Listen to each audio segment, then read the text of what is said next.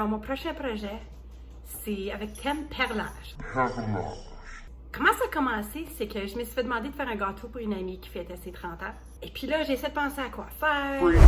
Brainstorm. Cette amie fait des perlages très uniques qu'elle vend comme cadeau, etc. Alors, je me suis dit, ça serait vraiment intéressant de reprendre ces perlages pour ensuite les mettre sur un gâteau. Je vais vous montrer comment faire des œuvres uniques en perlage glaçage que vous pouvez ensuite appliquer à un gâteau. C'est le genre de perlage qu'elle fait.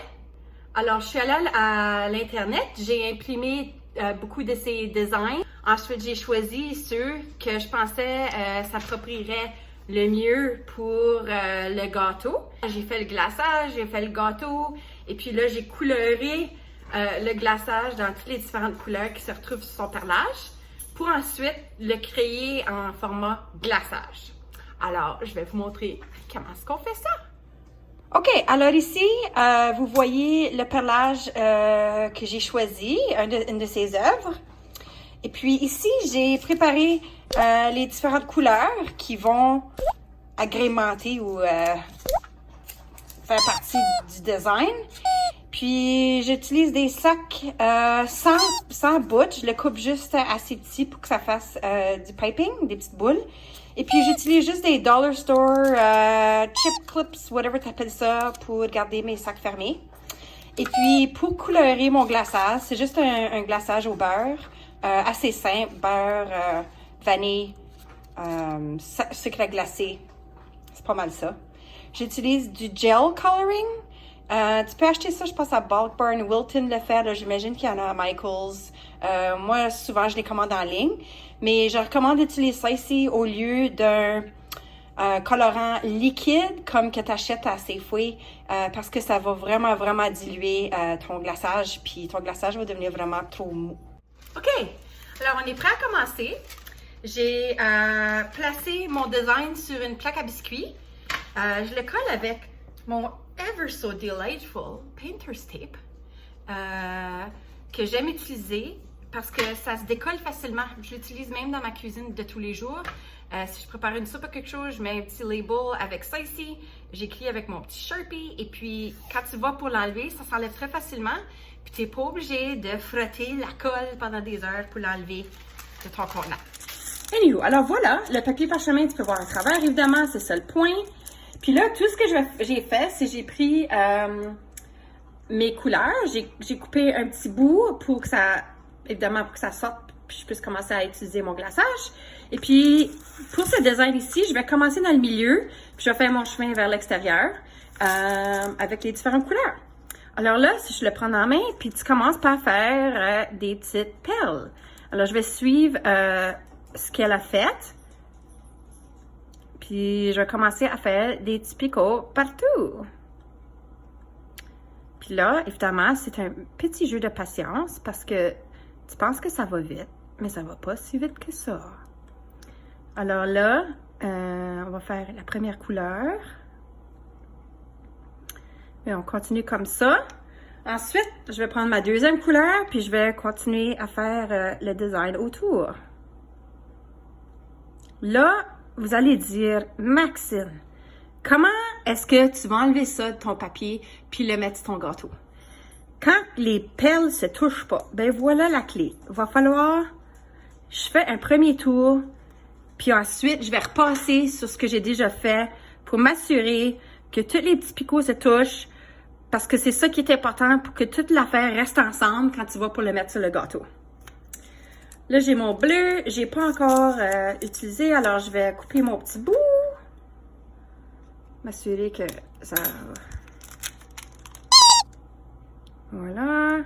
Et là, on continue à faire ceci jusqu'à ce que le design est déjà fait, est complété. À bientôt. Alors, j'ai passé une fois sur le design, puis comme j'ai mentionné avant, c'est important de repasser une deuxième fois pour assurer que chaque petit picot se touche. Parce que tu ne voudrais pas que ça se casse à moitié et que tu perdes des morceaux quand tu vas pour le mettre sur le gâteau. Continue le beau travail. OK, maintenant qu'on est satisfait, plus ou moins, de notre design et puis du résultat final, Une coupe de notes, c'est du beurre, ce glaçage. Alors, si vous trouvez qu'il devient trop mou puis qu'il s'étend trop, mettez-les dans le frigo un peu, puis ça va aider à la consistance de votre glaçage. Aussi, une fois que ça ici c'est terminé, ça va au congélateur. C'est important que votre design soit gelé avant de le mettre sur le gâteau, sinon vous ne pourrez pas le transférer. Imaginez ça, ça va tout tomber dans vos mains. Alors maintenant, je vais mettre ça dans le congélateur, je dirais 15 à 20 minutes minimum, jusqu'à demain si vous n'avez pas le temps de finir votre gâteau aujourd'hui. Et puis, on revient!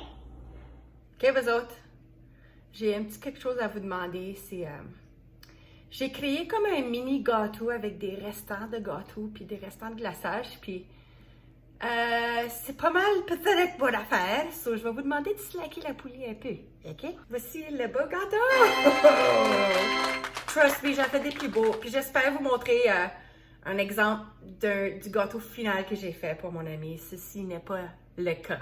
Alors, préparez votre petit gâteau ou gros gâteau, comme vous avez planifié. Et on va sortir le design du congélateur. S'il vous plaît, c'est ici la partie importante, de vous rappeler que votre design est fait de beurre, basically. Alors, il faut bouger vite. Alors, si vous faites plus qu'un design à la fois, je recommande de sortir un design à la fois du congélateur, parce que j'ai fait cette erreur-là.